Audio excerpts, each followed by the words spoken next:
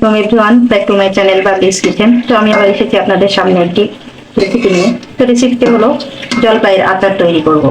জলপাইয়ের আচার তৈরি করার জন্য এখানে আমি মিডিয়াম হিটে আমি একটি কড়াই বসিয়ে দিয়ে মরিচগুলো, শুকনা মরিচ ভেজে নিচ্ছি। মরিচগুলো আমার ভাজা হয়ে গিয়েছে, তো মরিচগুলো তুলে নিচ্ছি আমি।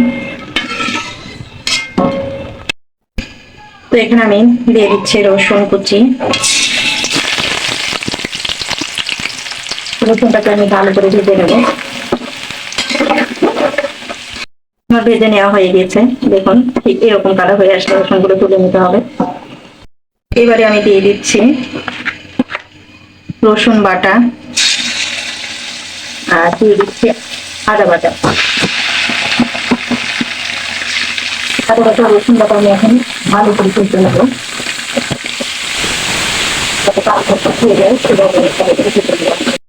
দিয়ে দিচ্ছি আমি আস্ত পাঁচফোড়ন কিছুটা দিয়ে দিলাম।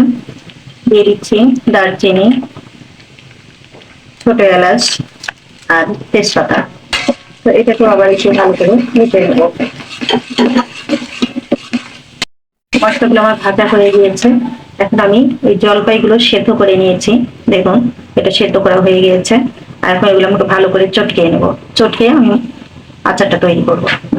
আমার ভেজে নেওয়া হয়ে গিয়েছে। তো এখন আমি দিয়ে দিচ্ছি এর মধ্যে হলুদের গুঁড়া আর দিয়ে দেবো স্বাদ মতো লবণ।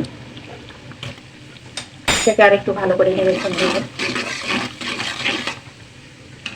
আর এখানে আমি যে জলপাইটা নিয়েছিলাম সেদ্ধ করে, সেটা আমি চটকে নিয়েছি। এখন আমি এর মধ্যে দিয়ে দিচ্ছি।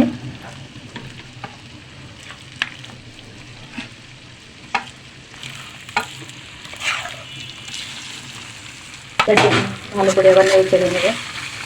আর এর মধ্যে দিয়ে দেবো এখন আমি চিনি। আসলে অনেকেই আছে গুড় দিয়ে বানাই, অনেকেই চিনি দিয়ে বানাই, তো আমি আচারটা চিনি দিয়ে বানাচ্ছি। আর মরিচের যে গুঁড়াটা করে রেখেছি সেটা আমি পরে দেবো। এখন ভালো করে নেড়ে চেড়ে নেব। আমি ভালো করে নেড়ে চেড়ে নিচ্ছি। আর এখানে দিয়ে দিচ্ছি ভাজা জিরার গুঁড়া, ভাজা সরিষার গুঁড়া আর ভাজা পাঁচফোড়নের গুঁড়া। তো এগুলো আমি আগে থেকে ভেজে রেখেছিলাম। আর এখানে নিয়েছি যে রসুনটা আমি ভেজে নিয়েছি সেটা দিয়ে দিচ্ছি। আর মরিচ ভাজা হাত দিয়ে চটকে নিয়েছি। তো এগুলো সবগুলো একসাথে দিয়ে আমি আবার ভালো করে আচারটা ভালো করে তৈরি করব। তো ঠিক এই পর্যায়ে আমি সিরকা দিয়ে দিচ্ছি। আসলে সিরকাটা দিয়ে দিলে কিন্তু আচারটা ভালো থাকে।